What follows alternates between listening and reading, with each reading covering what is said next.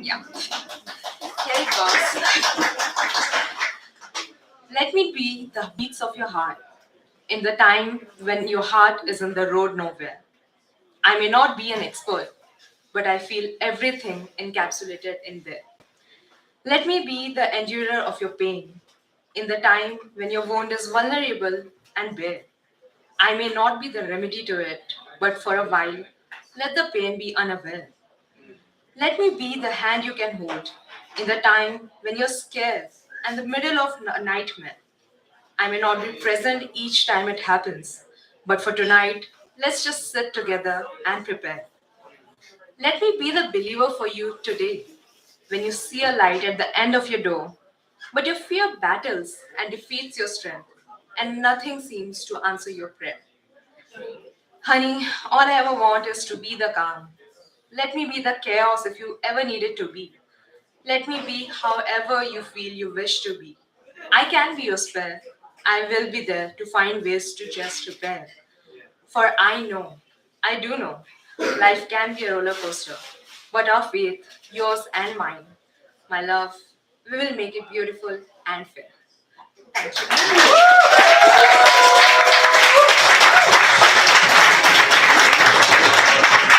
Oh, thank you so much, Alicia, for sharing. Now, all right, everyone, we got to lock in. Alicia, you mentioned that this was your first time on the Untitled open mic. Yeah. You guys know what that means. All right, okay. Oh, I'm so excited. On the count of three, audience, I need all of you to say very loudly, please come back. Can we do that? Yeah. Audience, can we do that? Yeah. All right, if you say so. 1, 2, 3. Please Come back! You said they will. Oh, and then you'll get to see what happens when it's your second time. Oh, it's so exciting. All right. Moving swiftly along. On deck, we have Nick. Nick, Yeah. you are on deck. You know who you are. This next homie has the very fascinating title of being from what I read in my research, a professional ice cream scooper. I don't even want to know what that rigorous process is going to look like to get to that level, but yeah, please welcome the homie Nick Whitney to the stage.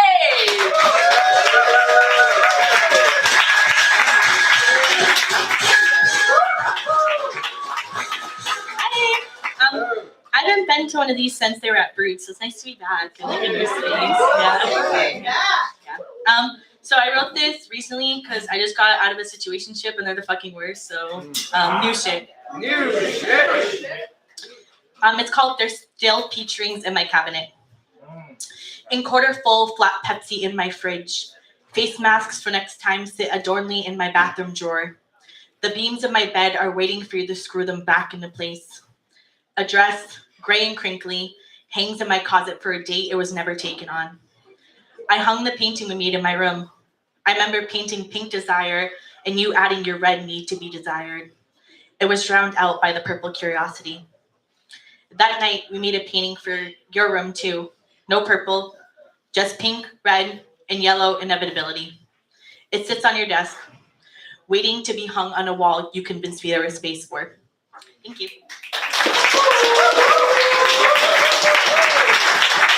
All right. Thank you so much, homie. On deck, we have Kez. Kez, you are on deck. Now, this next homie, okay, it's kind of, I hope they're okay with me saying this, but they're really, really good at foosball. To make of that what you will, just the information person, okay? All right. I don't fact check ever. Please welcome Nick to the stage. Clap to the Keep clapping. We're almost here.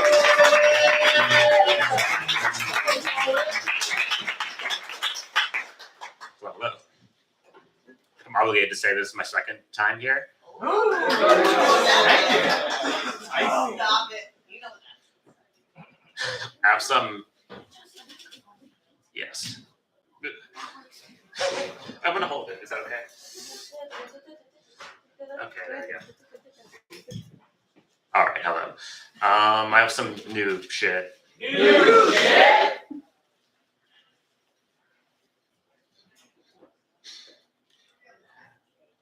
Devastation of the soul from their absence. Senseless actions. I dipped my head in absinthe, then light a match. I guess we weren't one. Wounds I haven't patched yet. Hang over me like my bangs in 06. I cut them off. Somehow it looked worse. I grew fangs. Mood swings high at midnight. Jolted awake when it creaks. Food for the sky when I shriek. Bolts descend upon my feet. At the end of my rope, the Gordian knot tightens. The wire taut, still step cautiously. Impending doom, mass hope, accordion loop cycles. Fire fought with fire. Fumes made us nauseous. Public discourse turned toxic. Spit napalm at our neighbors. No recourse for the nonsense. Sick of getting belabored. Clear the air with a saber. Clean cut the blade tapered. Acid rain on the brain corrodes. How the shame and disdain erodes any hope of optimism. Instead turned to solipsism. Authenticity insidiously kicking cans like chivalry rolling off cliffs. City full of con men. Personalities fake. It's hideous. Dissolve the innocence of man. Oh drivel. Mass burned at the stake. Words from the skull, only ones I can't shake off. Thank you.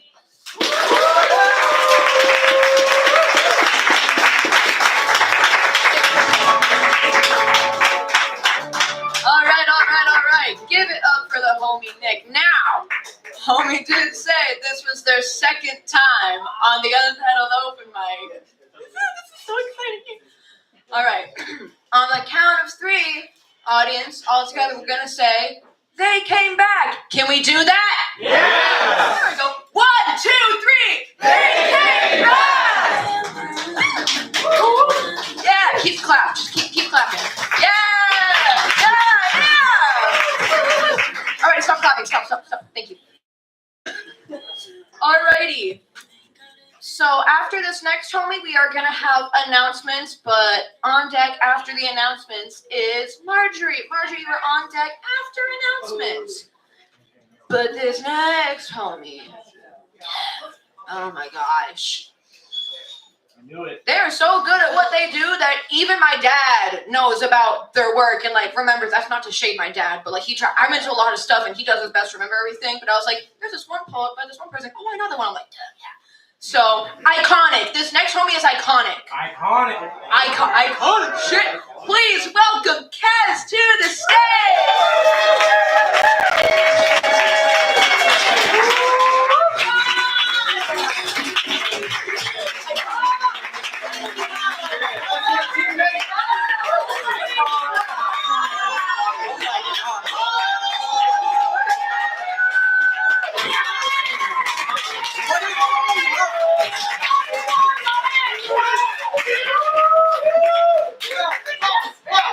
Oh my god, that was so sweet. I don't deserve that at all. Oh my god. Oh, what you do? Thank you.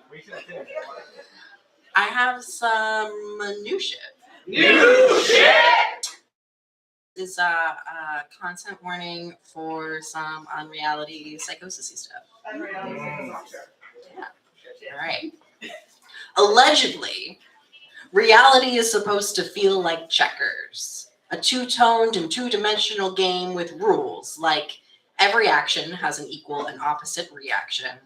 Except I'm pretty sure reality is actually a reflection of the 2020 video game 5D chess with multiverse time travel.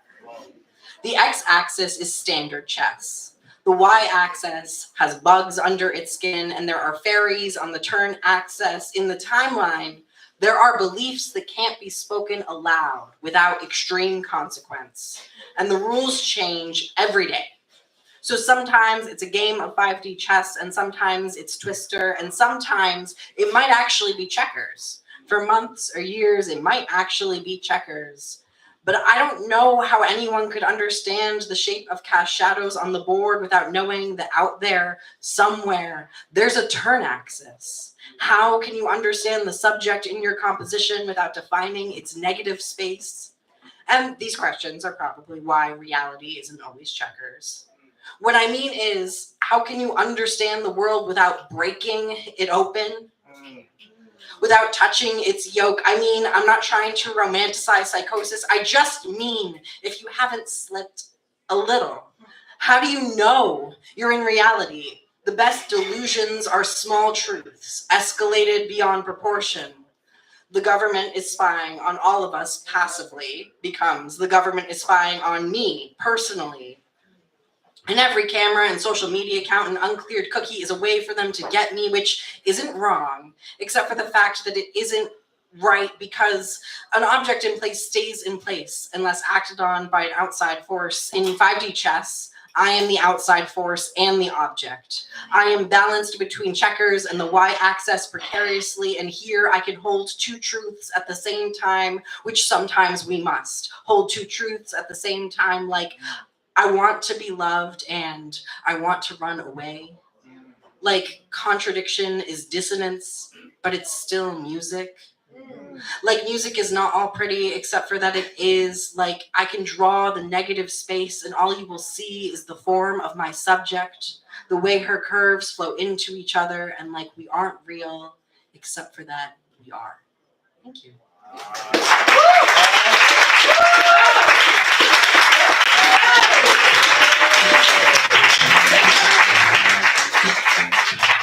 Give it up for the whole meat cast, y'all. Also, shout out to our lovely co-host Nikolai for holding it down. All right. With that, Marjorie, you are on deck, but I want to bring back one of our lovely co-organizers to give y'all some updates and some announcements. So let's welcome back Rick up to the stage.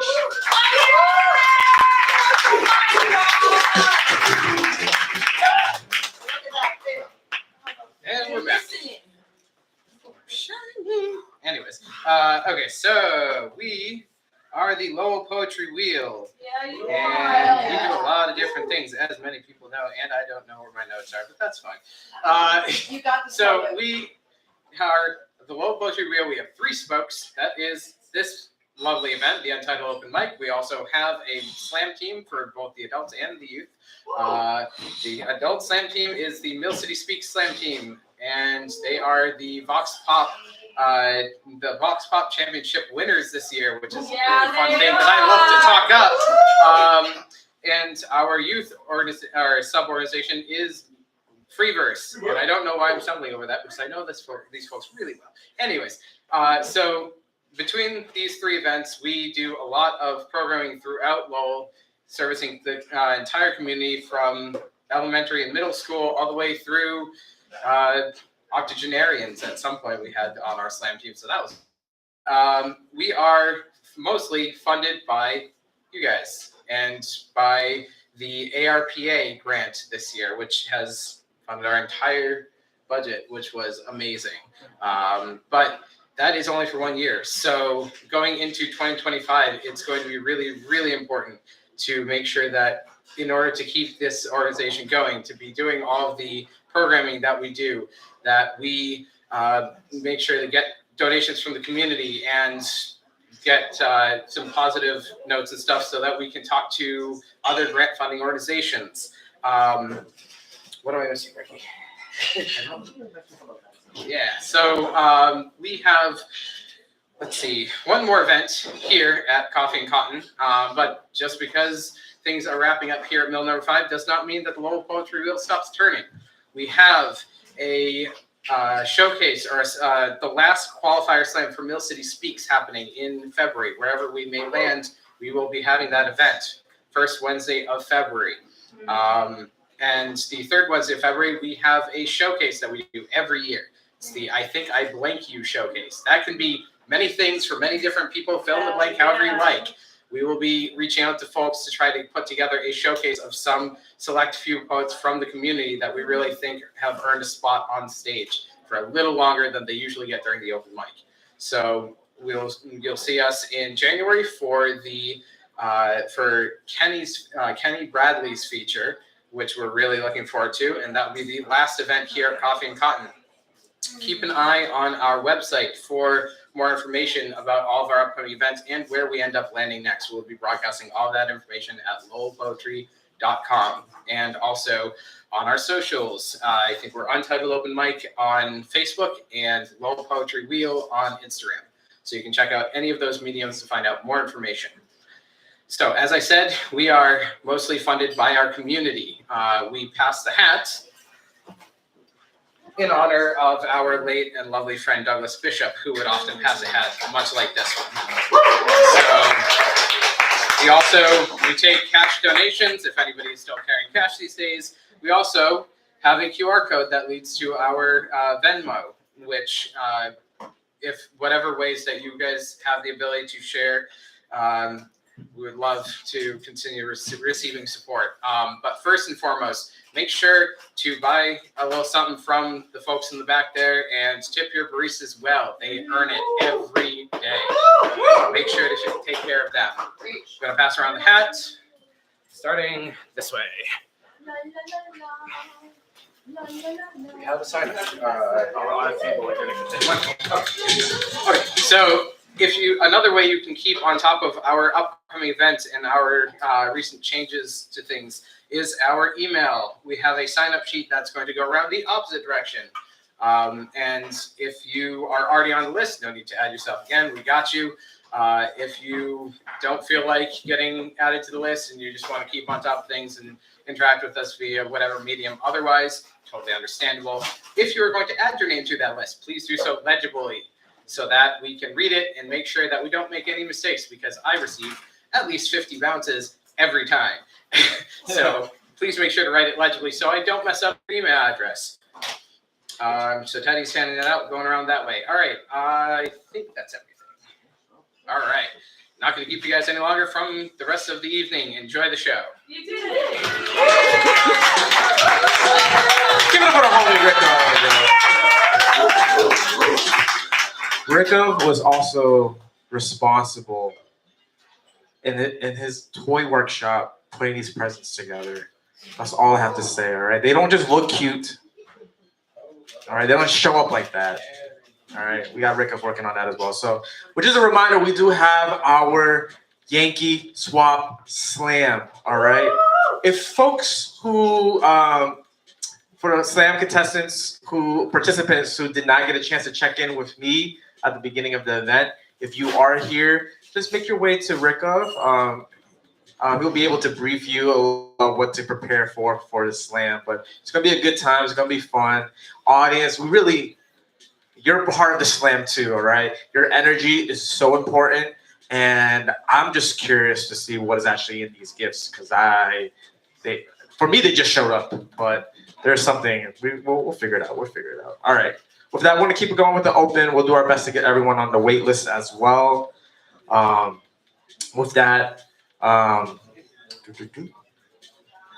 Gelsomini, you're on deck, friend. You're on deck. But up next, I'm excited to bring up this homie. This person actually is the 2024 bobsledding champion in the solo category. Whoa. It's very, very slick. Very slick. All right. With that, let's make some noise for the homie Marjorie, y'all. Coming to Marjorie gets to the stage.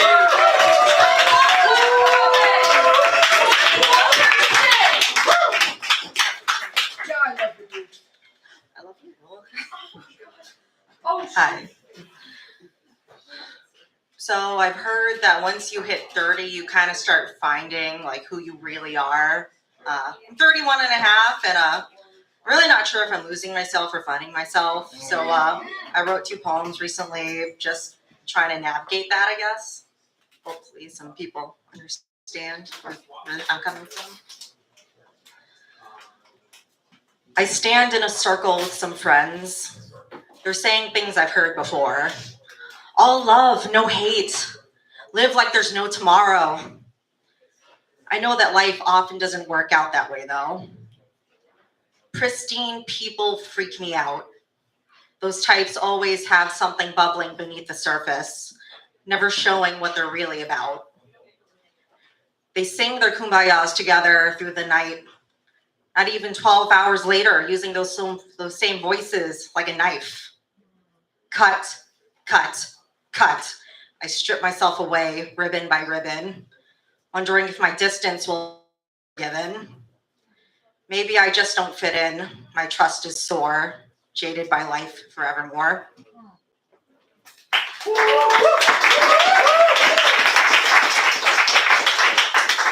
This one's called Molting. I keep the empty shells of my past self pinned to the walls of my mind. The rose-colored glasses I've kept perched on my head have become nearly useless from repeated falls. The jade bangle threatens to crack, and I almost welcome the loss. Freedom from the weight of expectations. Do I allow the wind to guide me to new places, or will I be bowled over from the force? Let's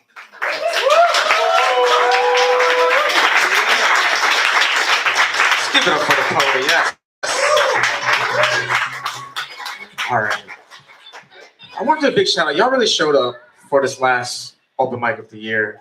I have to keep on reminding my parents what I do. So a way to kind of show that and capture the energy. Can I get a video of the audience just being super energetic and loud and voluminous? Is that a word? To the mic, to my camera? Is that okay? All right. If you don't want to be in it, just like close your eyes and turn around. Okay. All right. I want to go from your left to right and then back. Okay. 1, 2, 3.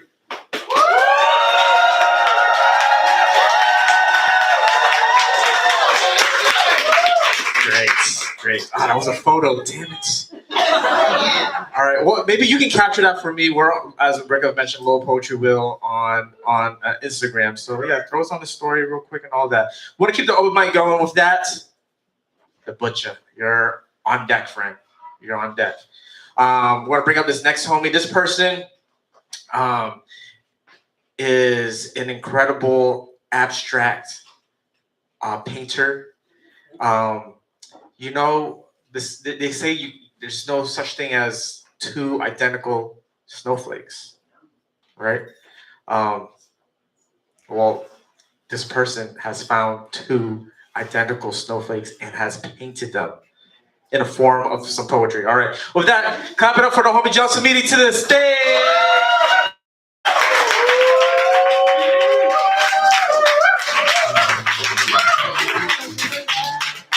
Hello, everyone. You don't want to know how long I was searching for those two identical snowflakes. It took too long. How's everyone doing tonight? Fantastic. I'm doing great too. I have a short poem today, and it's some old shit, almost a year-old shit now. But before I tell you guys it, though, I just had a brief reflection, though. It's just that, it was my birthday last month, and I was reflecting on, thank you. And I was reflecting on, getting older, like another year older and all that sort of thing.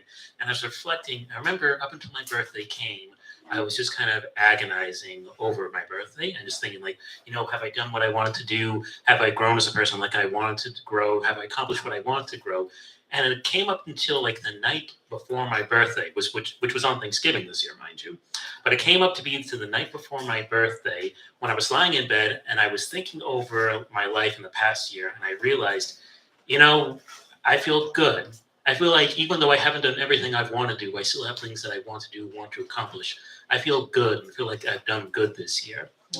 And with that in mind, I know like everyone else here has gone through a lot of stuff, both inside and outside of poetry. And I hope that everyone here, regardless of whatever bad thing has happened to you guys, that you can look in yourselves as well and say that, I've done some good or I've been good, at least in some small way this year, if only by the fact that you're still all here with us. So thank you all for being here. On that note, here's poetry.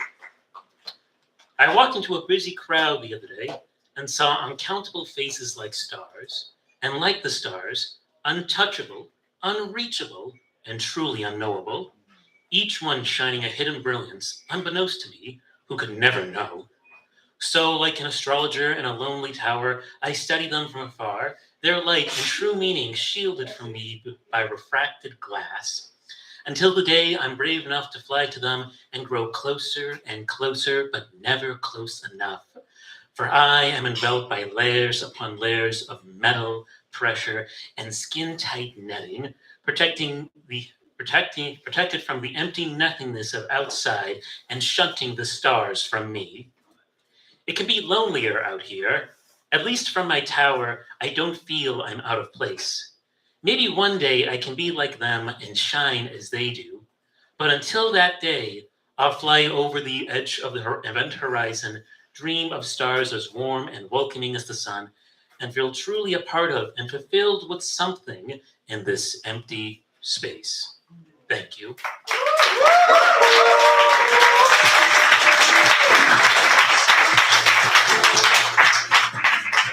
Shout out to Florida. Thank you so much for sharing all of that. Sharing all of that. All right. All right.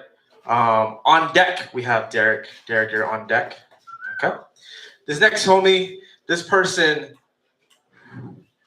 is one of the engineers behind this pivotal creation. It's not a spoon. It's not a fork. Oh my gosh. It's a spork. Let's give it up for homie the butcher, y'all. Clap until the poet gets to the stage.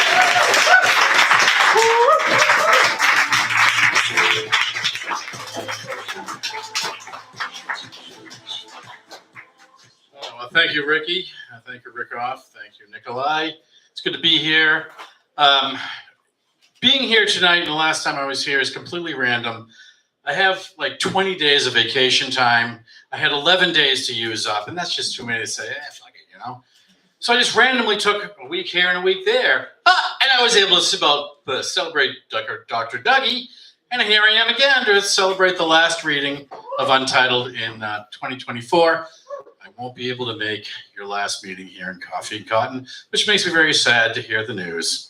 But as I've communicated with Rikoff, I'm always with you in spirit, and he'll let me know where you are so I can find you again when I take a random vacation that just happens to fall on the week that you guys are meeting. I love you guys. I miss you. I live across the river and I can't make it. What? Stop collecting bills, you asshole. With that said, you're probably wondering, why am I wearing this silly hat? Which is awesome, by the way. Because next Wednesday is what? Oh, it's Christmas. For those of you who may or may not celebrate the birth of our Jesus Christ, Lord and Savior, amen, hallelujah. That's okay. Because you can all get into this poem. It's a holiday poem. It's a new holiday poem. So I don't know if you guys know, like Rudolph the Red-Nosed Reindeer, Year Without Santa Claus, right? Did you guys know the production company that makes those things? It's called Rankin and Bass. Okay? This is not by them. This is by their competitors. It's Bank and Rass presents 21st Century Holiday Story. How Claus Industries Grew. It's for Dr. Hermie, DDS, and Rudolph. 'Twas the night before Christmas, and all through the workshop, craftsmen were buzzing, something's amiss. When shop steward shouted, "Stop!" Production ceased, all gathered round. Union leaders' faces looked grim. Assistant stepped up, said, "Rumors abound." Yes, Rosie Rivetiere transformed to a hem. Shocked surprise through the room. And further, apprentice stated, Ben, assembler of the children's loom, admitted to wearing a skirt now and again. Not only that, Chief cut in, I'm sleeping with a local bear, and we cohabitate in sin. Employees gasped in air. Let's hear some gasping of air. He's cohabitating in sin. Steward quieted members' grumbles, comments of disgust. shame, and you're joking. You're all a bunch of dumbles. Y'all chum around drinking and smoking. And this ain't no big thing, Stewart continues. We're the same. Elf in a dress, elfette with a wang, or a couple of queers. It's tame. To be inclusive, equitable, and diverse, we'll wear preferred ID on a tag. Chief proclaimed, attitude firm, terse, and demeaning comments, gag. So it was that fateful night. Craftsmen became craftsfolk. GLBT identities were put right. And Santa learned what it meant to be woke. Santa learned what it meant to be woke. Santa learned what it meant. 'Twas the woke before Christmas, the night before Christmas. Thank you. Thank you. I am the Butcher. I prefer to be identified as the Butcher! Thank you. Ela chupava, ela mordeu minha cabecinha. Give it up for the poet, y'all. All right. Make some noise if you're an elf in the building. Why weren't you at elf practice? We got a couple homies left on the open mic before we get into the slam. All right. That I mentioned is our Yankee Swap Slam, our first ever Yankee Swap Slam. For folks who don't know what a slam is a poetry competition, is a sport, is a game, and we continue to gamify it by having these folks compete for presents. All right? Everyone is going to be getting a gift, which is very sweet, but you're competing to get your pick of the half dozen gifts that we have on here. All right? So, very exciting, audience. We need you to be here to make sure that these poets are working for their gifts. All right, it's going to be very exciting. Okay, all right. With that being said, Nevaeh, you're on deck, homie. You're on deck. I'm excited to bring up this next individual. This person actually founded a gift bow company, all right, where they donate all their gift bows for folks who want to re-gift stuff that they don't want but someone else will want. All right, yeah, that's how it works. Regifting, yeah, okay, something like that. Oh, foreshadow. With that being said, let's welcome the homie Derek to the stage, y'all. Clap so Derek gets to the mic.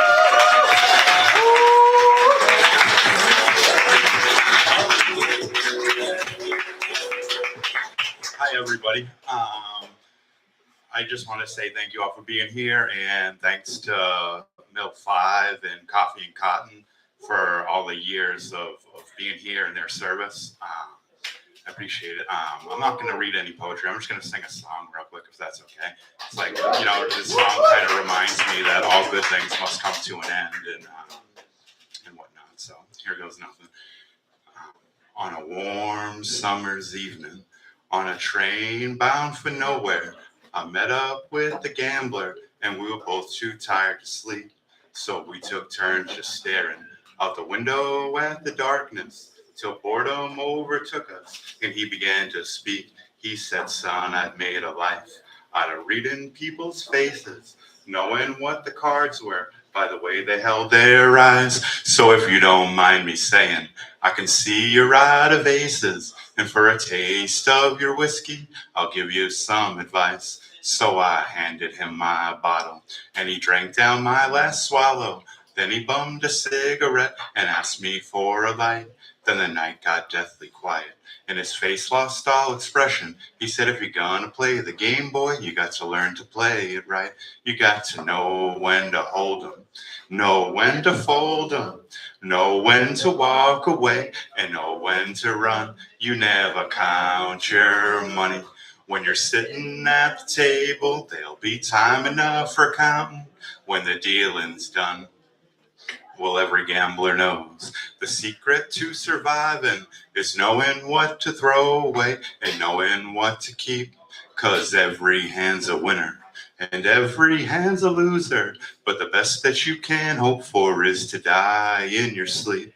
So when he finished speaking, he turned back towards the window. He crushed out his cigarette and he faded off to sleep.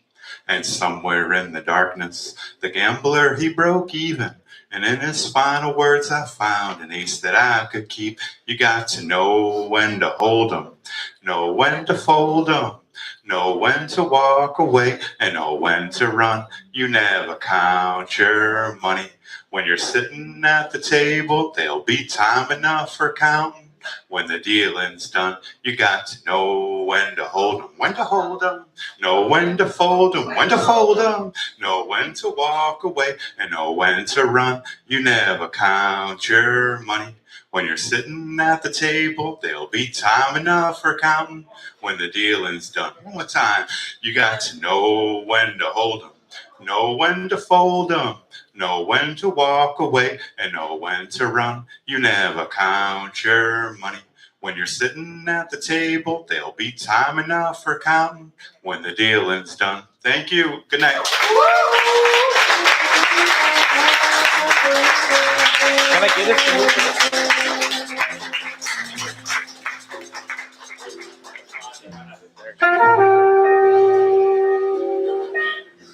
Awesome, awesome. Thank you so much, Derek. Exciting, exciting. Last open mic of 2024. Cute things do have to stop so you can miss them, but we are still around, all right?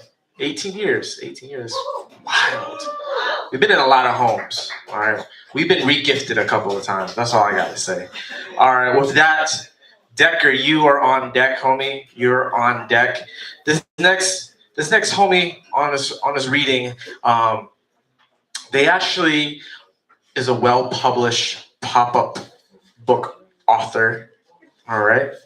And they also invented the pop-up blocker that you might have on your browser. So very talented, very creative, and very useful. Let's give it up for the homie Nevaeh to the stage, y'all. Clap for until the homie gets to the mic! Hey. Hi, I'm Nevaeh. It's my first time. I'm not gonna cuss because I'm here with my grandmother, but this is old. And the title of this poem is called "The Ghost of White Privilege." How can a thing so invisible to the eye control the brains of its people? It doesn't have just one home. Instead, it spreads like a virus with only one symptom: ignorance. How can a ghost be so powerful that it becomes a universally known imaginary friend? It walks with you within the hallways of school and runs alongside you in your workplace. It stops you from being followed in the store. Your ghost friend stops your teachers from mistaking you for the other black girl in your class. The ghost stops you from mistaking the cell phone in your hand for a gun. It walks you away civilly in handcuffs from a school that you shot up. This ghost would open the ears of the cop if you screamed, "I can't breathe," while he shoves his kneecap into your collarbone for 9 minutes and 29 seconds. It even sits on your lap in the driver's seat when you're pulled over by police. It always whispers into the ear of the cop that you're not a threat, so you can have a great rest of your day. The ghost is only nice to you and its people. It tells you you shouldn't trust people who don't have other ghost friends. Every day it effortlessly protects you and helps you get home safe to your kids, so I get that you want to protect it. Because it protects you by serving as a bulletproof vest when you walk home from getting Skittles from your local corner store. It's your permission to wear your hoodie after the sun goes down. It's your 5-minute morning routine. It's your ability to brush your hair and be presentable. It's your college application. It's your inheritance. It's your lawyer. It's your job application. It's your education. It's the healthcare that you receive from your doctors. It's your dialect and the way when you use slang and call me sis, it's trendy. But when I use it, I'm ghetto. But most of all, it's your ability to empathize with perpetrators, blue lives, and excuse the things you don't live through because white privilege just isn't real. Thank you.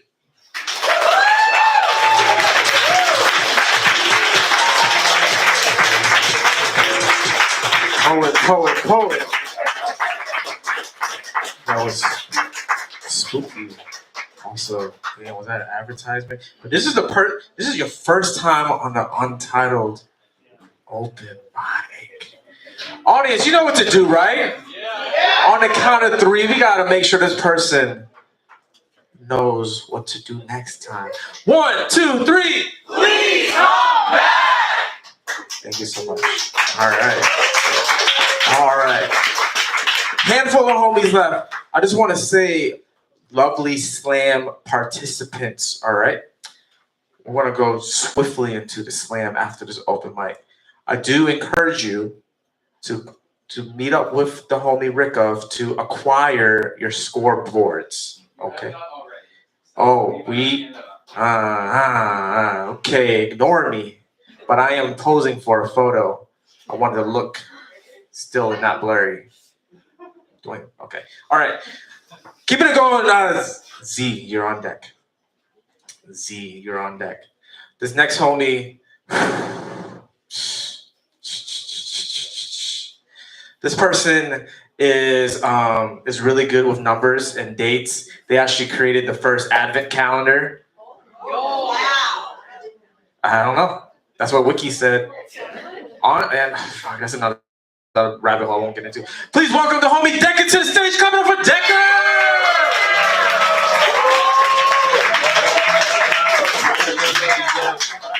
Hello. Okay, so I have short shit because I have to hit the road shit. You did it. So proud of y'all. Yeah, so short shit. And also because this will probably be my last time here. And a lot of ours, right? Because, it's closing, all that kind of sad stuff. So, I don't know if I'll be back, so maybe last time here shit. I'll come back. All right. Community spaces are shrinking, but spoken word is open air, and they will never take our poetry away or cause us to slunker down and wait for this shitstorm to pass, because this one ain't going away or slowing speed fast. No, we are head-first collision into full-on fascist autocracy, and CEOs are salivating as stocks for in-profit prisons are rising. Thank you.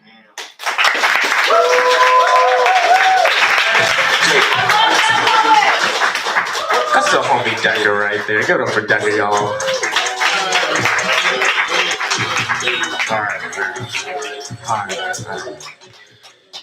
Y'all been an incredible audience, all right? Y'all have been amazing. Thank y'all for just being here, adding to the vibes. We're going to be moving into the working section very shortly. Well, actually next. So Teddy, you're on deck. Okay? Yes. Excited to bring up this next performer, this next poet. This person. If you ever played Sims, I don't know why I said that. But if you ever play Sims and you have to create a world and you're building your home, this person has Sims power. They're able to make a fireplace. Building vinyl on demand. Yes, all the hacks, right? But specifically for fireplaces because they're warm and it's a beautiful place to gather. Yeah,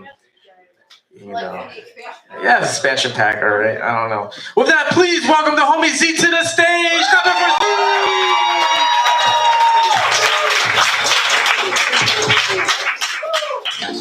That was warm as fuck. Hi. So, this is new shit. So I wrote this a couple months ago, but it felt wrong to do earlier last month. Despite my typically friendly exterior, I struggle with social anxiety disorder. That's an actual thing. And I don't hear a lot of people talk about it. And so I wrote a poem while I was experiencing it. This is social anxiety as the backseat driver during a sun shower.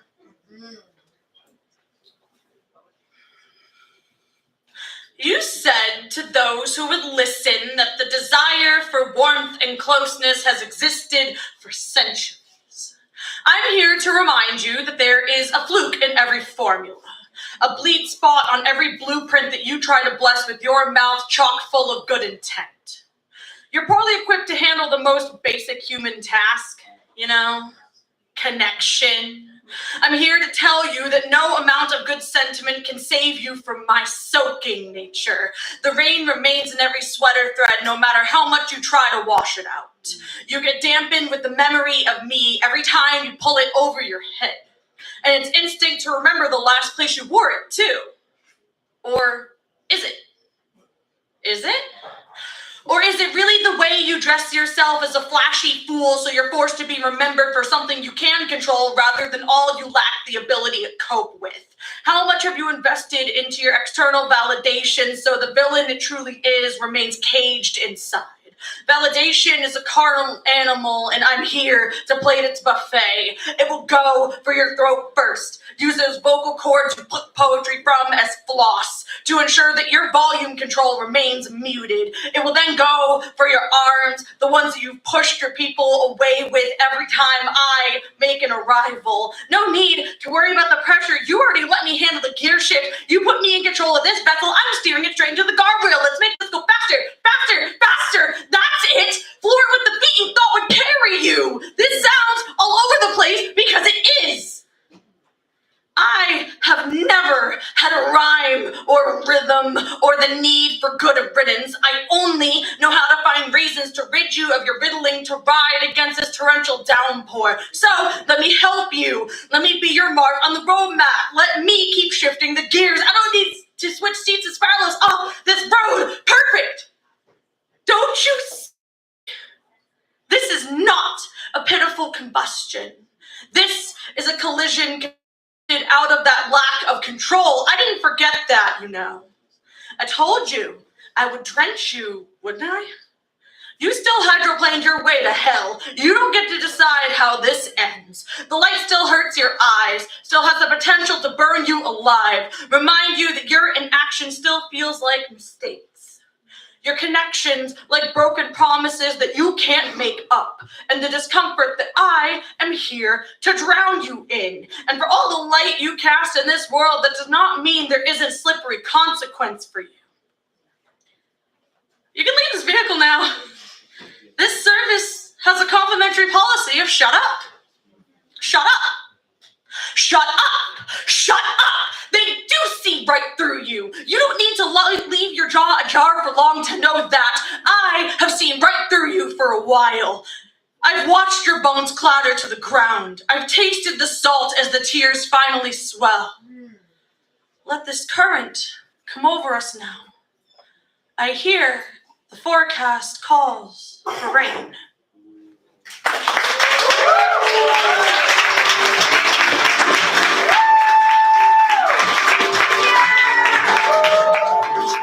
Give it up for Z, y'all. Check. Give it up for Z. Y'all been a cute audience. Thank you. They're so cute. Y'all are so cute. Y'all are here. We can't do this shit without y'all. Honestly, thank you so much. Thank you. We're moving on to the working section before we get into our lovely, lovely slam. All right. Your energy is appreciated at this slam. This is the last event of the year. Okay. With that, I'm really excited to bring up one of the lovely homies. Always a pleasure to come through, help us set up the stage, making sure things are working properly. This person I heard is an elephant whisperer, but I won't say anything else because I don't know an elephant that is gifted to. Okay, so I'm talking too much. Give it up for the homie Teddy, y'all! Clap it up for Teddy!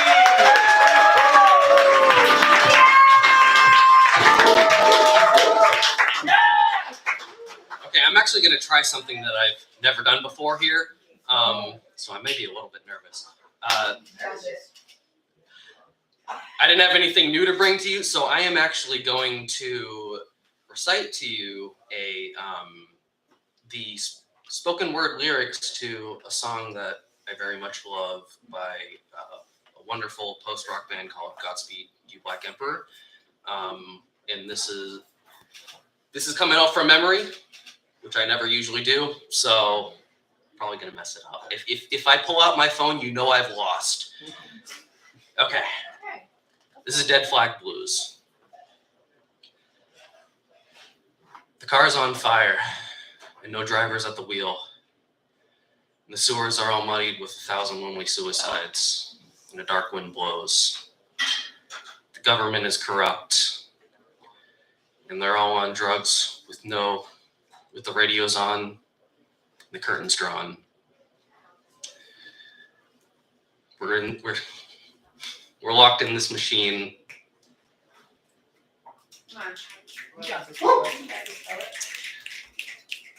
We're stuck in this machine. I lost.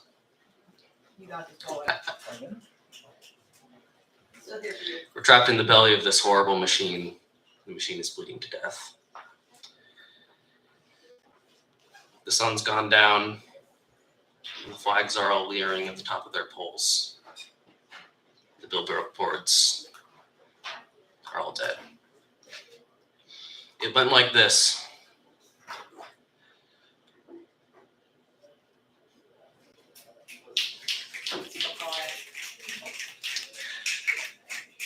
Buildings toppled over themselves. Mothers clutching babies picked through the rubble and pulled out their hair. The skyline was beautiful on fire, all twisted metal reaching upwards. I said, "Kiss me, you're beautiful. These are truly the last days." You grabbed my hand. We went a little further, like a dream or a fever. We woke up one morning. We went a little bit further. I opened up my wallet, and it's full of blood.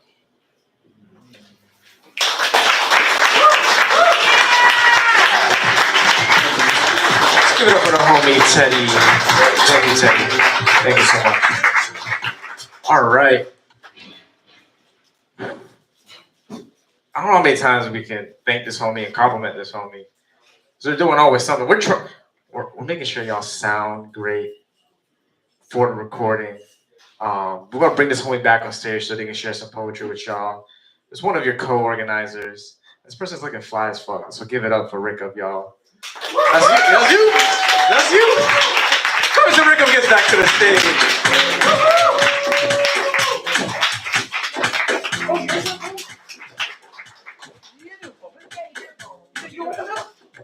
Oh shit! Oh fuck! You want to? Here, go ahead, fuck it.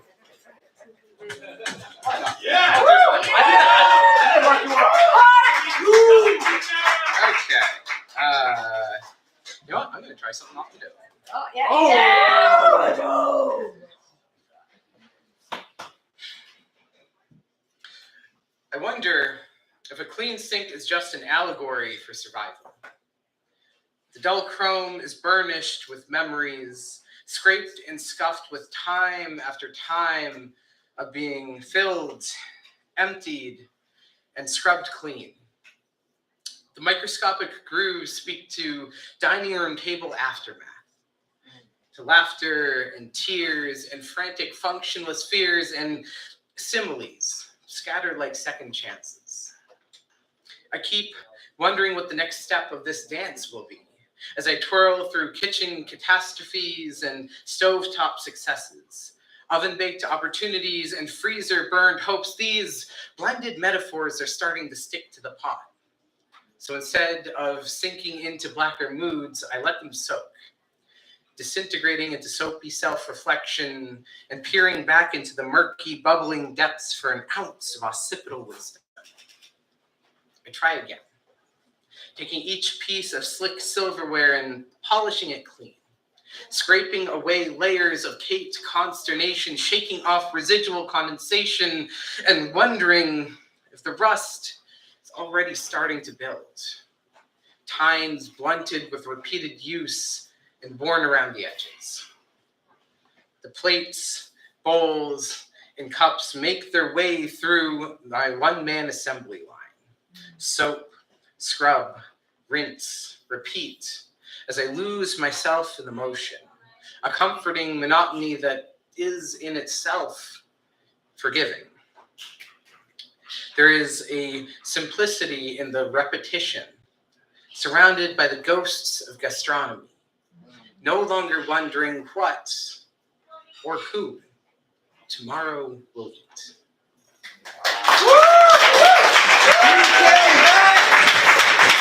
Yes. We can't get enough. All right. Is it cool if I do one poem to close out this open mic before we get to the slam? All right. We're in a holiday mood, so I'm gonna do a holiday poem I didn't get to do last time. Yes? Yes! Hurry up, I started the timer. Oh shit. All right. It's that time of year again where Spotify does the math and tells me all the listening I've done. I can still talk about this, right? Yes. Okay, all right. I won't tell you my top 5 artists or top 5 songs or podcasts because my heart will tell you the numbers can only say so much. Instead, I'll let you know that this year I've been taking a liking to making playlists, crafting my own selection of tunes and songs that specifically captures the mood or moment of experiences I find myself evaporating to. Moments I've been crafting this year, and this year I'll let you know I've been taking a liking to naming said playlist. I can wrap up 2 hours of an emotionally sonic, not sound experience into a single phrase title. Like, chill, don't let me spill my drink, bubble emoji, wine glass emoji. Tunes existing in the liminal space between bobbing your head in your seat and a complete departure from a 4-legged fixture. Untamed stink face but tamed body. Sneakers tapping to a table leg or torso, grateful to being tethered but unregrettably lost ready. A soft, slow, jazzy soundscape finds a groovy pocket and there's a hole in it. Deep house cleaning. Featuring soulful house music, 8-minute plus tracks to get those cleaning tasks done with a little bit more joy and sway. Black coffee is making its way through the dripper and the sound stereo. The tempo is that of windshield wipers on a light drizzle day. The apartment is filled with rain, all meant for watering the houseplants. You are wiping dust off of all the surfaces. With a solutionless Swiffer in the underside of your sock, your chest cavity loses its cobwebs finally. It inflates with a healthy canister of compressed air, belting and bumping. Stretched blessings dressed as extended vows. Soap emoji. OxyCleany. Heavy, steamy, wet, dreamy. A little dirty, a little grungy, soap suds, fogged up bathroom glass, shower cleaner needed but not necessary. All the steam sits in the room waiting to precipitate. It's the newest playlist and it's only 14 minutes long, but I'll leave it at that. And then we have orange emoji. Late night car rides with the AC on. Smooth songs to listen to with your crush in the car or in mine. Driving to them or driving away from. It's like a summer night after a first kiss. Or holding hands in the glow of a car ride, streetlight evening. Crush in orange has no relation to the soda, but synesthesia and infatuation. Orange soda is on the next playlist. I may litter, just little. No emojis, just G's Louise. Songs that maybe just get a little rowdy to. Maybe not do the dishes or I won't text anyone back. My stink face is actually problematic. Then we have Homie Says We Can Skip the Line. The pre-up show, get up, the bumping BPM. We must dance now because the car ride is the most space we get tonight and we just will end up being shy at the function anyways. EDM and elderflower, flower emoji, martini glass emoji, Phil Moody, Judy Bloomy, autumn drive to the B&B, maple leaf emoji, a back room tea house, teacup emoji, open mic playlist, versions 1, 2, and 3. Trying to craft these moments and moods into miniature soundscapes and mantras. This year, I've been taking a liking to describing the mundane into a collective of crowdsourced creativity. I cannot wrap up these lists that seem so always growing a length of another track, another minute and a half, a mile or more, another song makes the cut, reminds me that the moment still goes on. I won't tell you my top 5 artists or top 5 songs or podcasts, but I do have my top 5 playlists. It's actually more like 10. They all get equal play. Catch you at the function or in my car. I'll send you the link. All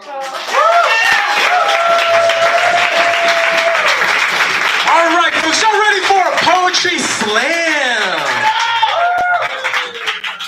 But before we begin that, the door downstairs is locked. So if someone could open it to let homies in, that'd be a great thing. That is right. That's right. Some homies be trying to pull up. Poetry slam, poetry slam, poetry slam is a fun game. It gets people together. Why? For us to listen to poetry more intentionally. It's fun to cheer on for a team. Sports. All right. Today we have 6 incredible poets who are competing for not only glory, but for prizes. All right. Prizes that are being wrapped up as gifts. This is our inaugural annual, I don't know, inaugural Yankee Swap Slam. All right. I'm gonna let y'all know who the participants are right now. Can we make some noise for them? We're gonna go in this exact order for both rounds. Yes? All right. Let's get it for the homie Chris, Nessa, Nikolai, Greg, Mike, and Shelby.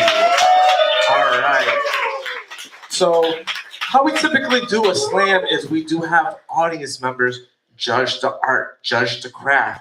What we're gonna do this time around is we're gonna have a samurai slam. Ooh, alliteration. What is a samurai slam? The contestants, the participants will be judging each other. Ooh.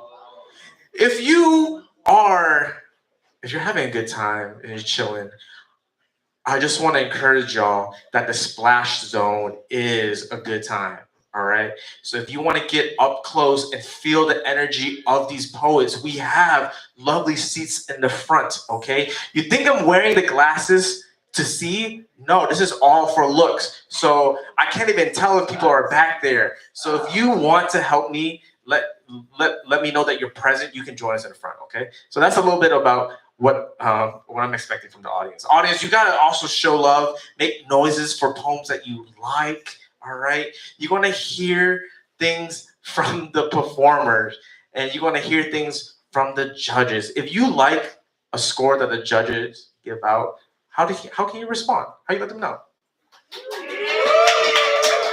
Yeah, you clap. Okay, yeah, all right. You're very, very calm. But maybe you hear a score that you do not align with the judges. How do you respond to that? I know, it's funny. It's funny. These judges are also participants, so you get it how you give it, I guess. All right. Yeah, it's interesting. Interesting.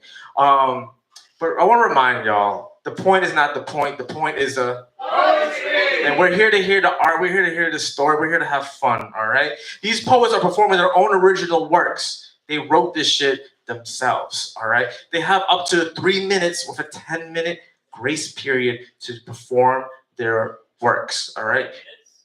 10 minutes? 3 minutes and 10 seconds. Whoa. No. 10 seconds. Sorry. I'm so sorry. Anyway, but after that, we'll get point deductions. All right. Points. I know it's silly. They don't have any costumes. All right. And no props and no musical accompaniment. It's just themselves, the microphone, and the stage. All right. So they're really world building and taking us on a journey with their poetry. So it's going to be fun. We've been doing it all night, but now we're gonna put some numbers to it, okay? I'm so excited. All right. Are y'all ready for the slam though? No! Oh. The snow is too white right now. We need blood! We need to dirty the snow on this festive slam. So with that, we need to have our calibration poet and sacrifice. This is the only time where this poet will get 6 scores, okay? I don't know how this is gonna work, but we'll figure it out. Please make some noise for the homie Megan to the stage!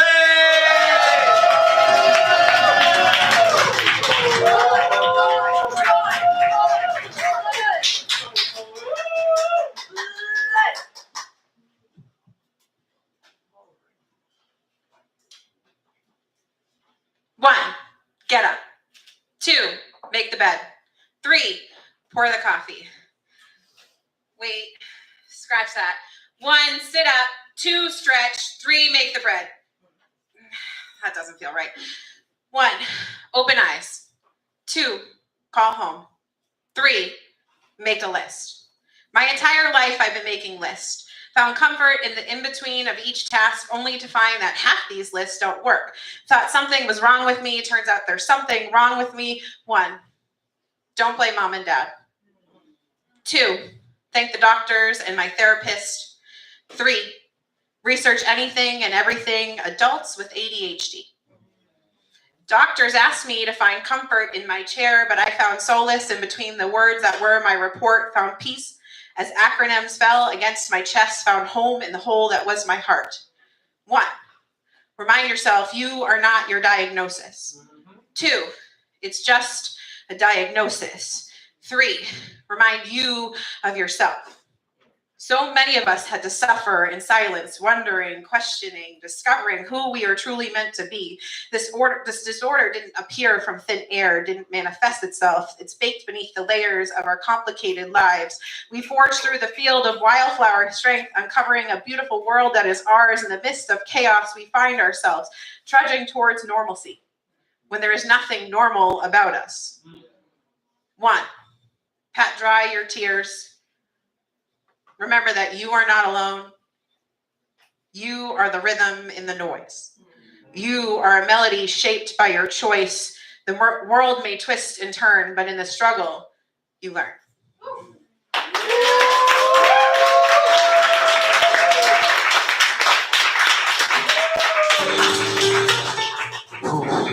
I just stepped on the snow with a little slushy and a little tainted right now. Contestants, slammers, judges, this is the most time I'll actually give you the score. This is your practice round for the Samurai Slam. Giving y'all some time. I'm gonna be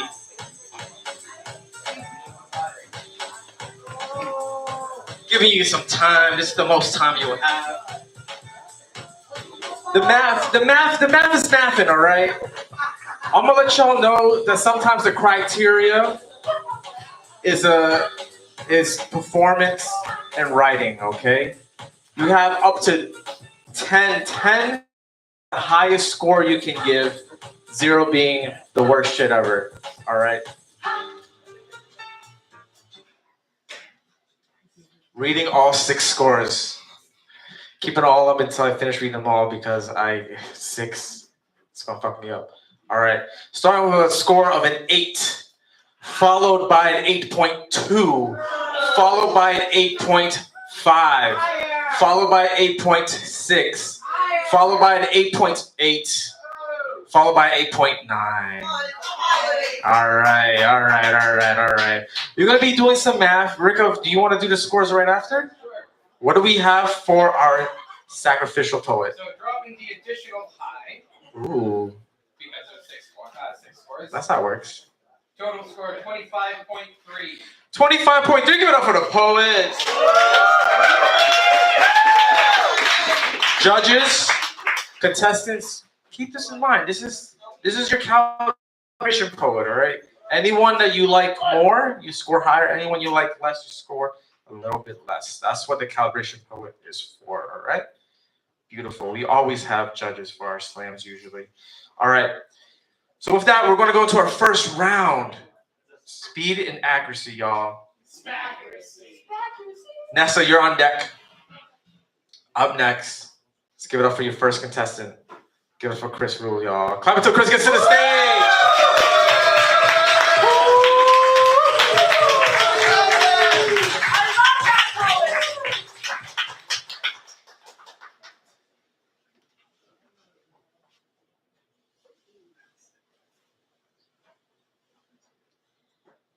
He presses his body against mine and says, I've never been with a big girl before. And suddenly, I know what we're both doing here.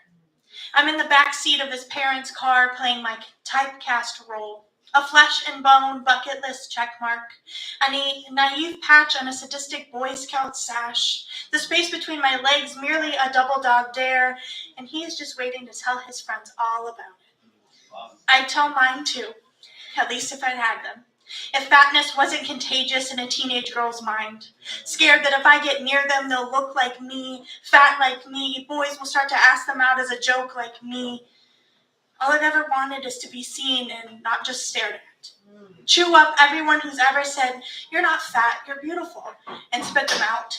Scrub my body clean of the phrase, "You'd be prettier if you lost a little weight."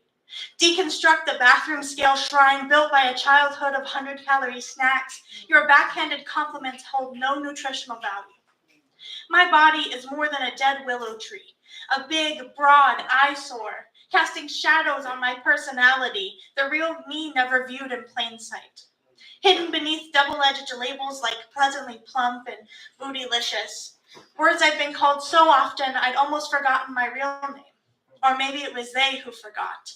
Let me remind you, my name is not Duff, short for the designated ugly fat friend. Not chunky or portly or tubby or big-boned, full-figured, voluptuous. My name is Chris. Chris, the girl who learned far too early that feeding her body came with a point system.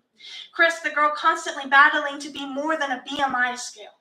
Chris, who struggles with an eating disorder, whose doctor hands her a weight loss pamphlet at every visit. Chris, the girl who is under you right now, wondering how she got here. So desperate for an ounce of love and understanding that she is lying in this car, sacrificing her entire being to a boy who doesn't actually love her. So when this is over, and you stride into school tomorrow wearing my innocence around your neck like a prize-winning medal, for being the boy brave enough to kiss the lipstick off of a pig. Tell them how my eyes softened when you lied and told me how beautiful I was. Tell them how my tight lips curled into a beaming smile when you kissed me. Tell them how the curves I've always hated turned into back roads of hope when you explored my body.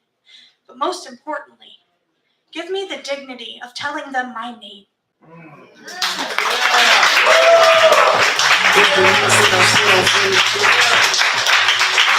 Let's give it up for Chris and your first contestant in the Yankee Swap Slam.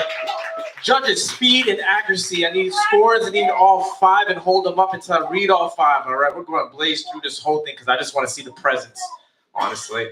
All right. Starting with a 8.8. Then we have an 8.9. Then we have a 9.1, and then a 9.3 and a 9.6. Give it up for your poet.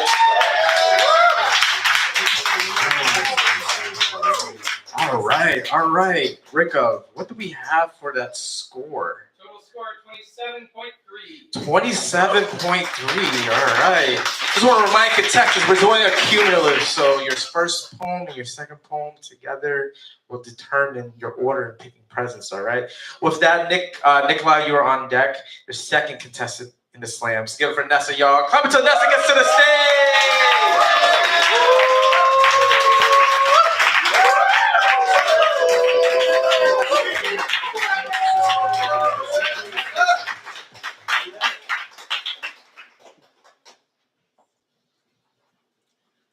It is 4 p.m. on a Saturday, and the clothes are tucked in their rightful drawers. Finally purged the fridge of the scourge, half-canned coconut milk in the nosebleed seats, who had hoped for free weights to joust with a curry, or be the main character of a pie, just like once my mother had hoped for me to be a lawyer, and I had hoped for my father to pick up the phone. Those dreams can rest easy in the landfill now. This body is moored in the harbor, safe from next week's storm as I unbraid my muscles and listen to my joints pop like pyrotechnics from afar, heralding the beginning of some summer festival. With these industrious fingers, awash with peroxide, post a wrestling match with a hardwood floor, a smidgen of soil underneath a nail, the only evidence left after the forced relocation of the dahlia seedlings. I brew Darjeeling tea, watching the leaves waltz lazily in the kettle. The phone has dozed off, that little rectangle drained of color, its notifications carried away and tended to in the first 8 tenths after a week's battle for my attention. The cat scowls from his cardboard throne, the spring king, each flick of his tail voracious with life, purring lullabies. I light a joint. Before the smoke dissipates, can you forgive me if I stopped caring about the world?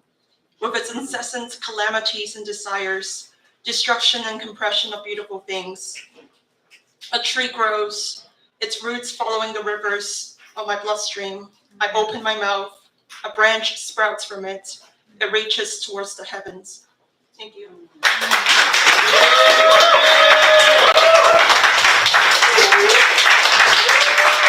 Give it up for Nessa, y'all. That's your second slammer in the first round. Spaccracy, y'all. Spaccracy. Let's get this 5 scores up and hold them up until I read all 5. I'm missing one more, and I'll make 5. Beautiful, beautiful. All right. Starting with an 8.3. Then we have an 8.4. Then we have an 8.7. And then we have an 8.9 and an 8.9. Let's give it up for your poet. Rico, what you got, my friend? 26 even. Let's give it up for the poet. That's right, that's right. All right, Greg, you're on deck. We're bringing up the third contestant. Please make some noise for Nikolai, y'all. Clap it for Nikolai!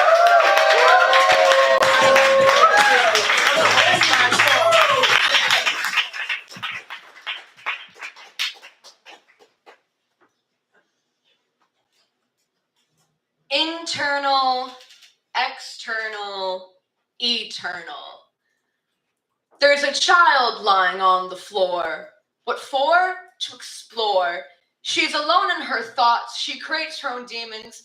People ask why, but she doesn't give reasons. You're your own worst enemy. I can't be. Lies, lies, lies, pitiful disguise. I was fine until you came and terrorized my European dream. I just want to scream louder and louder. I think I found her. You there on the floor. You can't just ignore all that your lonely life has in store. So soar, spread your wings, open your eyes. But oh, listen closely as she cries. Her wings are broken, yet so outspoken is our forlorn princess, with no one as a witness but her own self projected. What's to be expected? A secret? A promise? You fool! You novice! You think you could convince your own self to leave things on a mental shelf. You long to express this fucked up mess, this terrifyingly euphoric song of hopes and dreams and wishes now gone. So, little princess, close your eyes. Make sure you scream before you die. Lying stone cold on the floor, our princess fair is nevermore.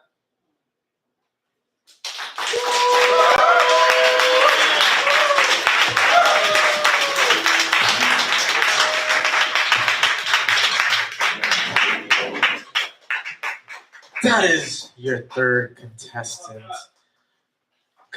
Contestants, participants, judges, you know the drill. I see 3 scores. I need my 4th score. I need my 5th score. All right, starting with an 8-2. Then we have an 8-3. Then we have an 8-8. And then we have an 8-9. And then a 9.0. Those are numbers. That's numbers. Can I see all the numbers squished together, Rico? What's all the numbers squished together? Another 26 even. 26 even. Let's give it up for the poet. Fuck the score. Mike, you are on deck. Up next, the 4th participant in round 1. Let's give it up for Greg, y'all. Clap it till Greg gets to the stage.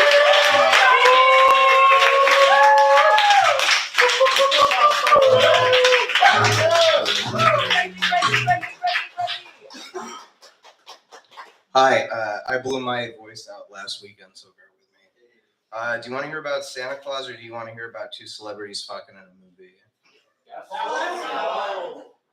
What? Both? It's called Glenn Close. It's about starving to death in a media sewer.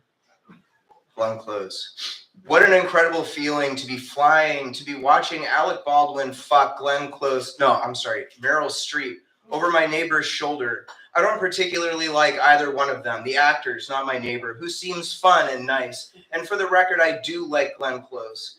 Never compelling to me as guests on Saturday Night Live, though I will say I thought Alec Baldwin was all right in Beetlejuice.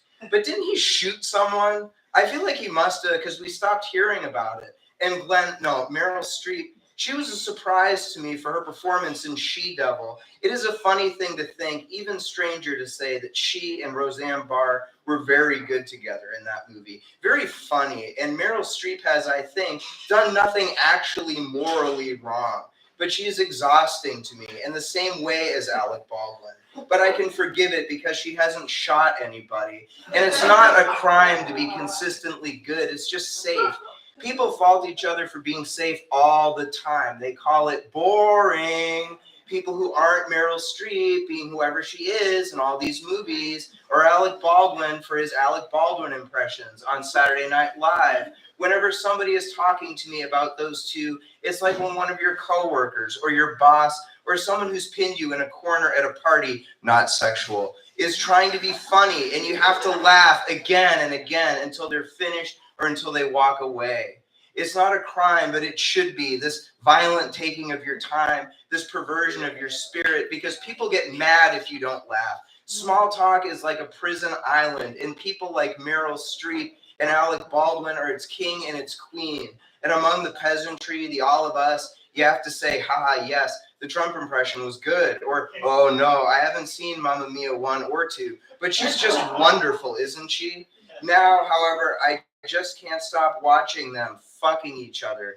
Well, you don't really see it. It's only implied, but not very subtly. The way Alec Baldwin rolls over onto his back with that dumb, satisfied smile. They pay him so much for it that says, oh yeah, I just fucked. I'm Alec Baldwin. And Meryl Streep turns over to face him with that panicked expression that women have in these movies now. The one that says, oh no, I just fucked Alec Baldwin. But you know that nobody else could have done this face as well as Meryl Streep. That's why she gets paid as much as she does to make it with Alec Baldwin, or even with Steve Martin, who I now see in this movie. But if we're being serious, Steve Martin isn't in this movie to fuck. That's not why Steve Martin is in movies. I don't think either one of them will win an Oscar for this, and if they did, I would never know, and I like that. And now they're about to do it again, just like all of us doing whatever it is we're doing again and again and again and again, whether or not it's worth doing or worth watching or even worth getting paid for. Thank you.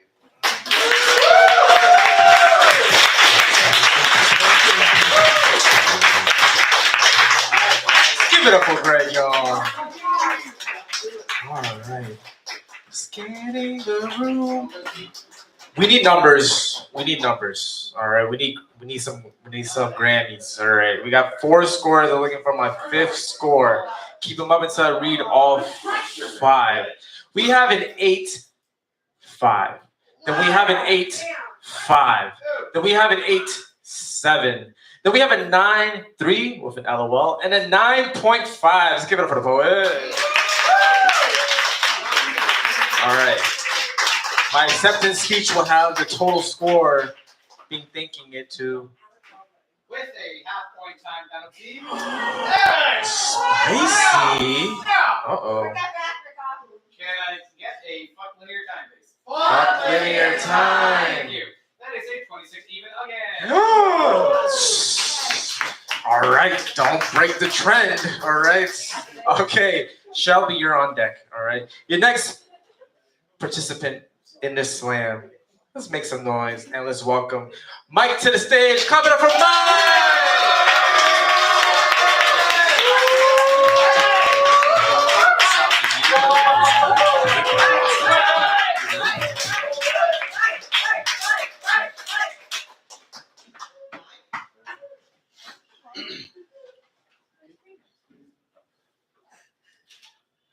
Blank canvas sits quietly on the desk waiting to be used. Blank canvas is an opportunity. Blank canvas is snow-covered fields without a single footprint in it yet. Blank canvas is a pan brought to simmer waiting for ingredients. Blank canvas is a fresh notebook page in a new pack of gel pens. Blank canvas is still blank. Blank canvas is blank canvas by a silent room waiting waiting to hear what needs to be said. Blank canvas is sketching out an idea. Shit, my pencil broke. an idea that's visited you every day for a week. Blank canvas can't realize what it's doing to artists. Blank canvas is white noise ringing in the ears of artists. Blank canvas is going to need to be painted over again in white because, again, the artist fucked up the lines far too much again. Blank canvas is still sitting on artist's desk because artist had a mental block for months and is trying to just make something. Canvas is screaming, "You can't commit to me! How will you ever commit to a whole show?" Blank canvas is choking on color that artists try their damnedest to make sense of in the bigger picture. Blank canvas is no longer blank as the audience oohs and ahs, and the artist hates the final product.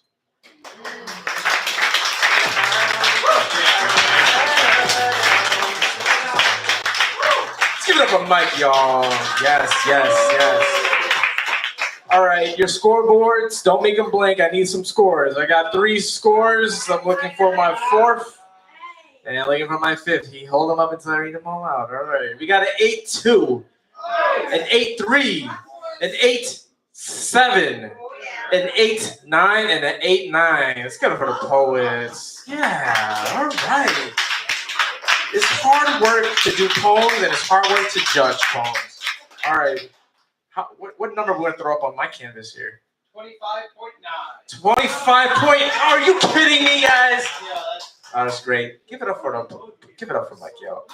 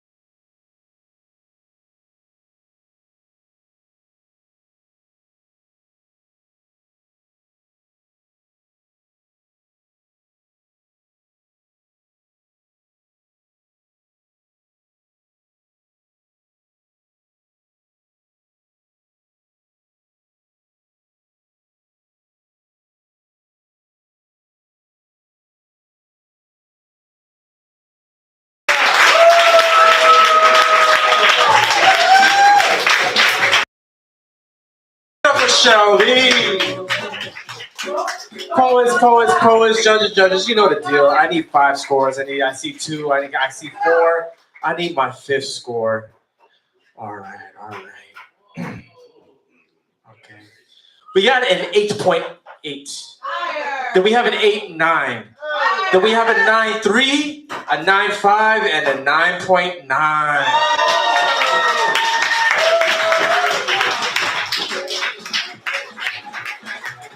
All right, Rick up. You want to squish those together? We got a total score. What total score do we have for Shelby? Another linear time, please. Linear time? Total score of 25.2. 25.2. Let's give it up for the poet. Fuck the score. All right. The point is not the point. The point is up. It's presence, guys. It's presence. That is right. All right, we want to do the same order for the second round, but just to make it a little bit spicy, I want to move the prizes onto the stage. Oh, yes!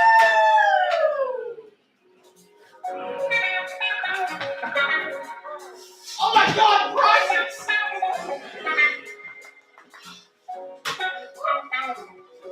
Should have stretched before moving the prizes on stage. Exactly. All right. Nessa, you are on deck. For coming up for the second round for the second time. Let's give it up for Chris, y'all. Clap until Chris gets to the stage.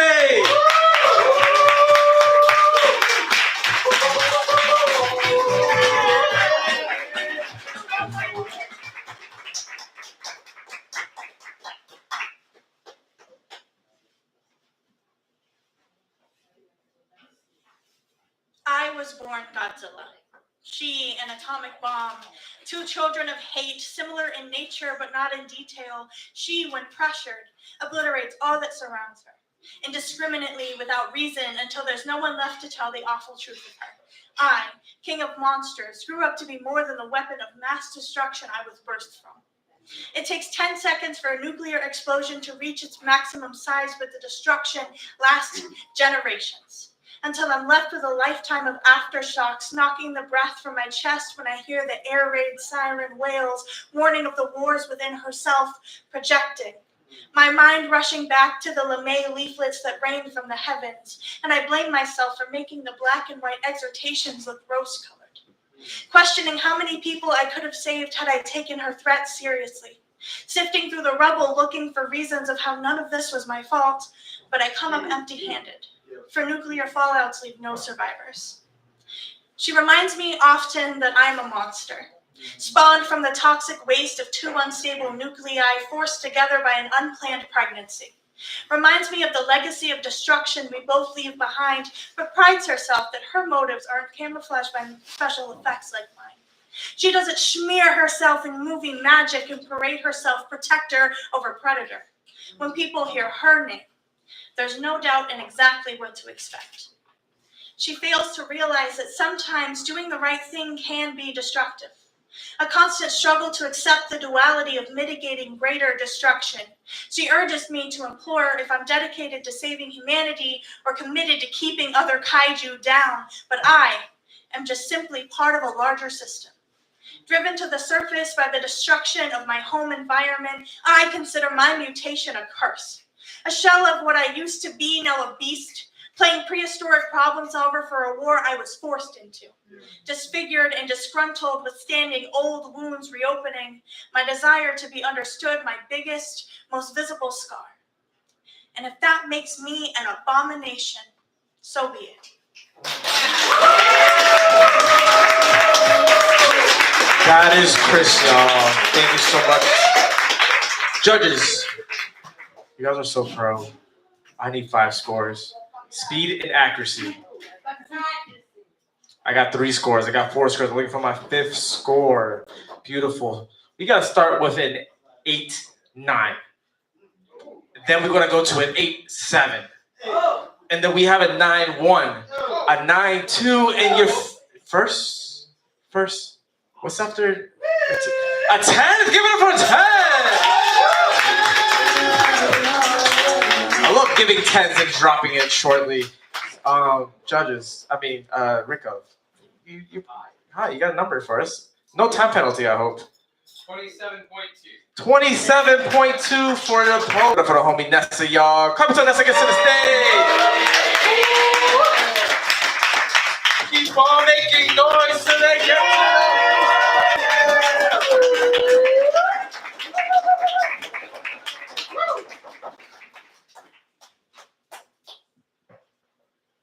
So what if I told you there was a tree in my garden, barely older than a sapling, a squalid stump, a sore sight, a funny fat thumb, wild invasive, and I hacked it with cruel devotion. I did it so well you can call it a vocation, an axe in my hand, poised to maim rather than outright execute. Poison darts aimed to drain the plump clementines in the summer as I indulged in my most malignant pastime until its fleshiness wrinkled into prunes. Or at times I take bindings, razor wires each, and strangled each limb until sap seeped out of every pore, until all the squirrels and birds in the garden fell silent, until nothing was left except some sort of fucked up bonsai, weeping willow, shriveled leaves, wilted body, twisted branches, this Frankenstein's creation with all the pain and no sound. And then I reach for the knife, immortalize the words, insults that rattle around in my skull, long after they left the owner's lips. I've done it for so long, it's become second nature to me. Some days I think it's easier to burn it all down. Letting go would require something else. If you can even imagine one day, me bursting out of this porcelain prison, leaves uncurling, rushing up and kissing the sun, with a canopy large enough to rival the sky. So what if my retinas burn with shame at all this growth, this wildness, this mass? I'll put down that measuring tape. I'll put down that knife.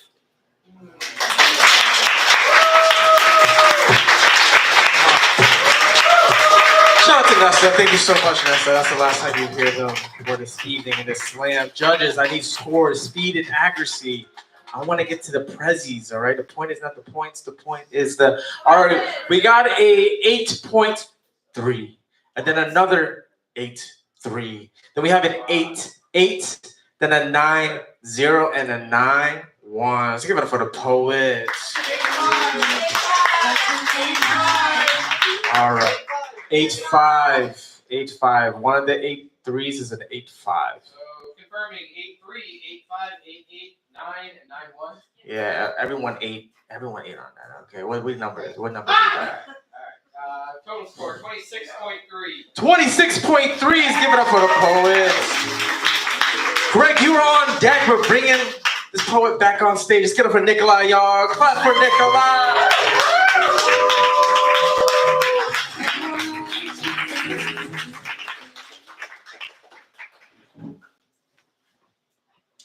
I miss them. It's been 3 days, but I miss them. I miss spilling rhymes and sharing times with friends and family, but they don't know the half of me. Because there's nothing I could say that could make them understand what goes on in my mind, this terrifying wonderland, places I will never be and people I will never meet, and anytime I talk about it, people, they just think I'm crazy. And maybe I am. But do I need help? Does it help need me to pick up from my brain because they have a degree and shit helps until it doesn't? I was there, but then I wasn't.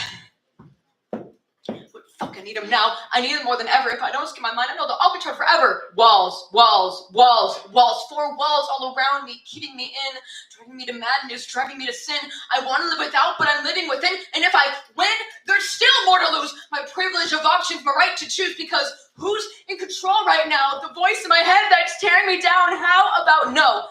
I make my own flow. The light turns green and I'm ready to go home. Home. Home. I was almost home. I was almost home. And then a flash of chrome, a fractured bone, and now I'm sitting here all alone on this throne of solitude that I own. Hit.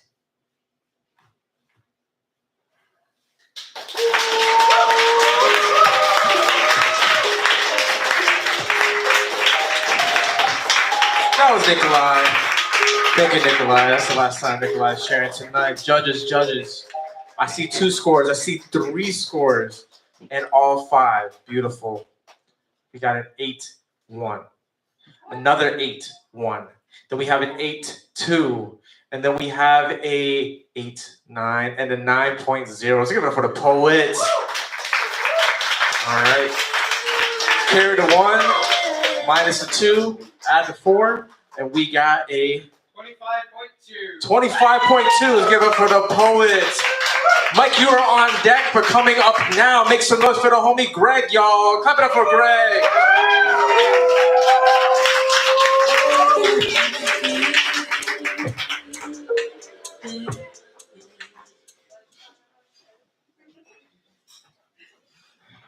I'm not too proud to tell you this. I stopped at that Subway on Merrimack Street on my way home from the library this morning. When I was passing it, I saw a guy inside. He was getting a sandwich, of course. And I thought, that's funny, I forgot. Subway serves breakfast. But they don't actually. They've just got these egg patties that they heat up, and they'll stick them in a regular sandwich. Even calling them eggs feels like I'm punching it up a bit. But the only other word I could think of to describe them is circle. And that's if I'm being very fair to Subway, unfair to Circles, who give us so much.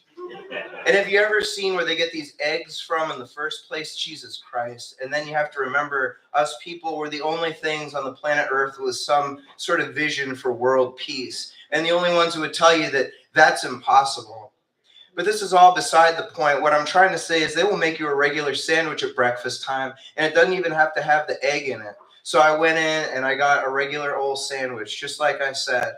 I got every kind of vegetable on it, even the cucumbers. Normally I skip those, but today, why not, you know? Living in the United States, we're at war currently, and we will continue to have more and more wars all the way down the line until I die. And I want to know how they all end. And so I got to take really good care of myself.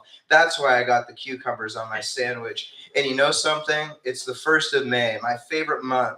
That's really nice. And the girl who made my sandwich, why they call them sandwich artists at Subway, she was really nice too. We exchanged pleases and thank yous cheerfully. We were like old friends playing sandwich shop, but this time it was for real. She is, I think, my favorite thing about Subway. I wish I was more like her. And then I leave and I'm walking even faster than before. And I pass this house. It has 2 signs on the front lawn, both saying bounce house, tent rental, party rental. Man, I think that's pretty good. The meter, the assonance, the repetition, bounce, house, tent, rental, party, rental. A poet wrote that. I know they did. Even if they don't think of themselves as a poet, of course they don't see themselves that way. But you can tell from the craftsmanship, and this is the kind of poem that will never age, not until long after our civilization is gone, taking with it its bounce houses and tents, our books all lost or burned, the words gone, soon forgotten. If only I were that good, but I'm just not that good. I can dream, sure, but I will never be that good. But it is gorgeous out, the 1st of May. I said that already, but it bears repeating, and I'll repeat it all my life. And anyway, tomorrow's the anniversary my dad died. Which year doesn't matter because the feeling is evergreen. Like a poem I read once, bounce house, tent rental, party rental. The sandwich was just an afterthought until I got home and I ate it, and it was great. It was all I could think about until I wrote this. And you know something else? I'll think about that forever. I'll think about all of this forever.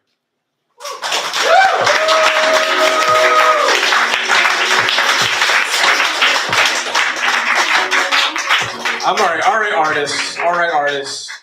I need scores. I see 3, I see 4. I need my last and final score. Beautiful. We have an 8-3. Then we have a 9-2. Then we're going to go back to a 9. Then we got a 9-2 again.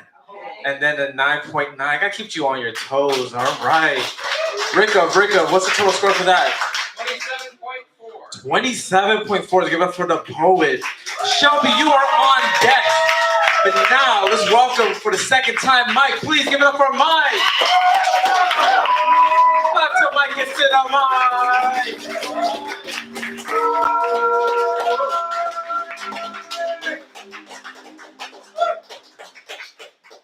Love that sweater.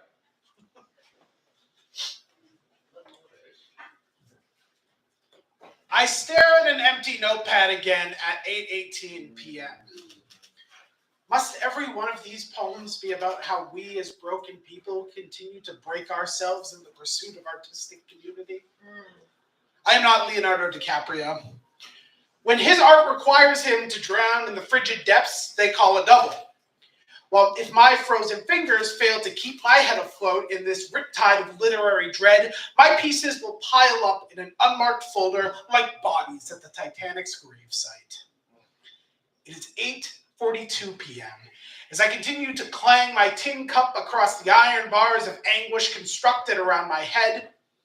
The idea of digging up more just for the sake of a moment of validation over and over is maddening and is saddening to think that the only way to reach the core of an audience is by doing so. In a love story like The Notebook, an audience can be captivated by a fabrication of love that two performers pretend to portray for maybe a couple of months and then go on their separate ways, and that's called a masterpiece. I could write about the love that fills my chest every time my eyes meet those of the love of my life. About how that light breaks off into fireflies that dot the inky black void that clouds my mind, forming constellations that slowly shape a depressing wasteland into an ethereal galaxy that whisk me away in a loving spatial embrace. But those are not the pieces you want to hear about. You would rather I dredge up more suffering of a past heartbreak. It is 2:01 p.m., 2 days later, and I am reloading the film reels that my head has stored my agonies on, sifting through the same moments over and over again, trying to find something to chip away at the stone-chiseled feelings from those who have only heard a passing prose on NPR because Kiss 108 is playing the same song for the 84th time. Because Jack's frozen corpse can sink to the seafloor 9 times before dinner, while Allie and Noah peacefully pass in each other's hearts 20 times before bed. But should I bring up the catastrophes that shape the horror show in my head, I can only channel Maximus Decimus Meridius and shout, "Are you not entertained?" to the masses. It is 8:53 p.m. and I tried to write another piece about my happiness turned trauma that you're not going to listen to. Enjoy it.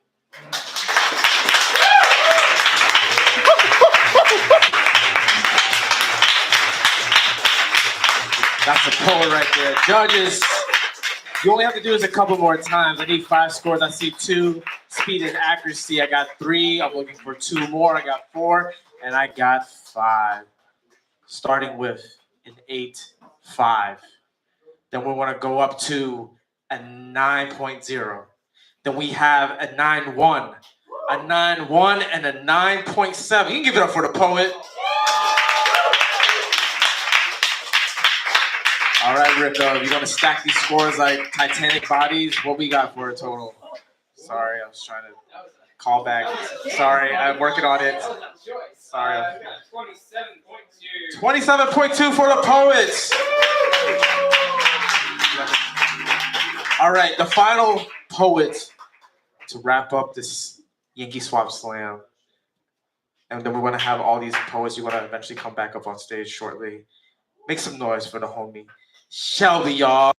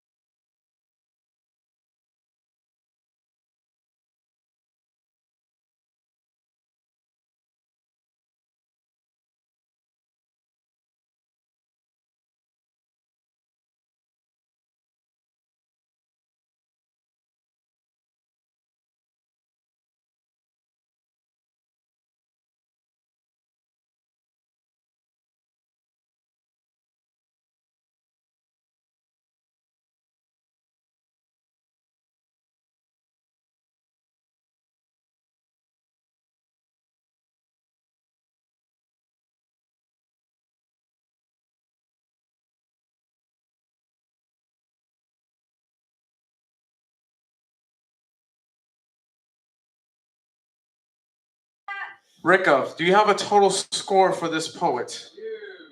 Total score 27.8. 27.8. All right. Is it okay if I do a quick barrage of announcements before we get into the last part, and then we're going to close out the night, all right? Okay. After my announcements, you can just say yeah, so you know you rock with me. Yeah? Yeah.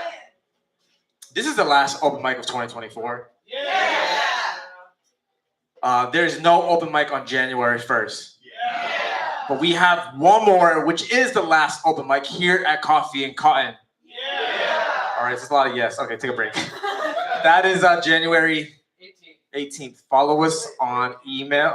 15th. Follow us on email, social media, lowpoetry.com. All right, you can get those details. All right. If Ricka mentioned that the year's wrapping up, we have to find ways to make things still going on. We have a lot of people who have just been supporting, contributing to the Low Poetry Wheel as a whole, outside of the Untitled, but also the Entitled. If you're interested in supporting us, we do have ways that you can volunteer, and there's roles. It could be as simple as helping us out with slam, helping us out with setup, running this table with info and merch. Other ways on social media, so on and so forth. Just check out our website for volunteer opportunities. All right. Thank you so much. Y'all been amazing just showing up. And there's ways to continue to show up and support us. But continue to support Mill Number 5 and the shops and the cafes. They are still here up until next month as well. So if you have any time, please support this venue, support the establishments and the shops. All right. With this being said, I think I have the order of these poets. This is what's going to happen, and we'll try to be as seamless as possible, and then we're going to ask everyone to nicely leave with their trash, and we're going to clean up, okay? The poet is going to come up. We're going to clap for them. They're going to get first dibs on their present. Do not pick the present. Then we want to ask the next person. The next person can grab the present or the present that another poet has, all right? So that's our swapping possibility. The person who has the top score gets the last pick, all right? And at the end, you can open the gifts, all right? Beautiful. So clap after I read the poet's name. They come up. Please, you have about 3 seconds to grab your gift. No pressure. With a total score of a 51-2. We can do total scores. Is we cool with that? Get it for the homie Nikolai, y'all. Clap it up for Nikolai.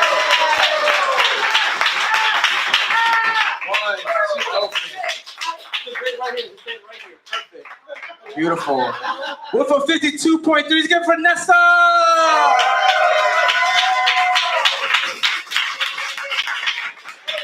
Yes. So Nessa, you can grab this gift, or you can still Nikolai's. All right. But you have to grab it and switch it. That's how it works, right? That's how it works.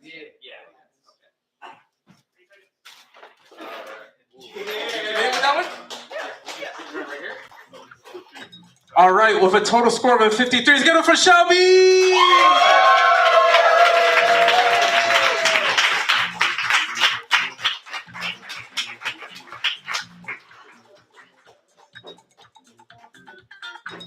Wow, no one's swapping. That's spicy.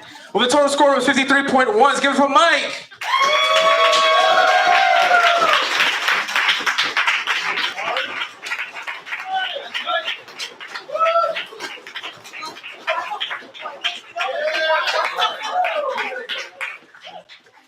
All right, top two with a 53.4. This whole thing has been tight. Let's go for Greg.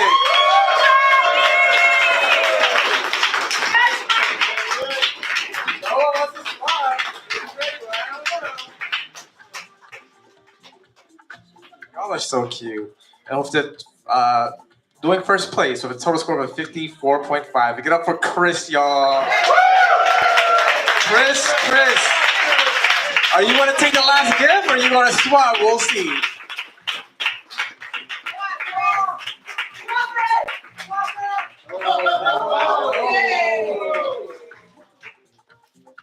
All right. Ricka, we're past time. If you're interested in seeing these gifts, you should just talk to these poets, all right? But thank y'all so much for participating. You can open it wherever. We're gonna be cleaning up, y'all. Thank y'all so much for being here at Coffee and Cotton. If you got trash, please bring it to the trash. If you want to hang out and talk, do it in the hallway. Bye. It's a box